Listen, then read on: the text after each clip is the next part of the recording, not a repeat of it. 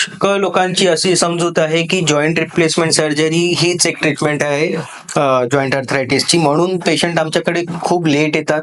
Usually 60-65च्या एजमध्ये येतात, जेव्हा त्यांचे जॉईंट्स खूप खराब होऊन गेले असतात. असं नाही आहे की जॉईंट रिप्लेसमेंट सर्जरी ही शेवटची सर्जरी आहे.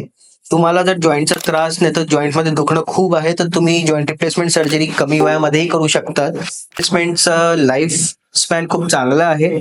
अजून जरी सगळे काही प्रिकॉशन्स घेतल्यानंतर पण जर तुमचा जॉईंट खराब होत आहे, तर आपण रिसर्जरीसाठी पण आपण जाऊ शकतो.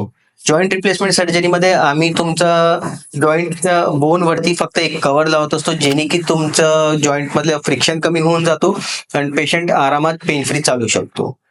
दुसरी गोष्ट ही समजली जाते की जॉईंट रिप्लेसमेंट केल्यानंतर बरेचसे रिस्ट्रिक्शन्स राहतात, अजून आपल्याला चालता फिरता येत नाही.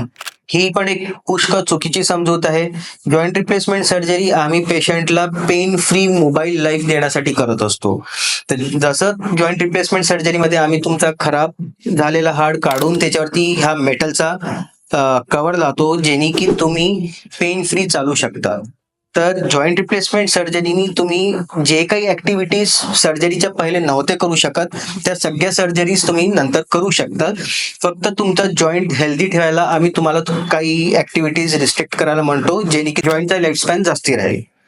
तिसरं एक मेन समजूत, पुष्कळसे पेशंट हे विचारतात की सर आम्हाला लेझर सर्जरी करायची आहे, नाहीतर कार्डलेस सर्जरी पाहिजे. कोणती पण जॉईंट रिप्लेसमेंट सर्जरी लेझरनी नाहीतर कार्डलेस सर्जरी नाही होऊ शकत, कारण की आम्हाला तुमच्या हाडावरती जो मेटल कव्हर लावायचा आहे तो तुमच्या शरीरामध्ये टाकायला आम्हाला चिरा मारणं खूप गरजेचं आहे. तर हे आपण आपल्या डोक्यातनं काढून घ्या की जॉईंट रिप्लेसमेंट सर्जरी लेझरच्या थ्रू होऊ शकते.